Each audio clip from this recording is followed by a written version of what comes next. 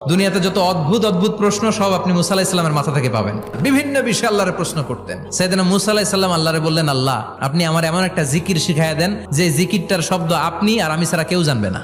দিনে রাতে সব সময় এই জিকির আমি করব, আপনারে ডাকবো, কিন্তু শর্ত হলো এই জিকিরটা জানবে শুধু আপনি আর জানবো শুধু আমি। আল্লাহ বললেন, মুসা পড়ো লা ইলাহা ইল্লাল্লাহ।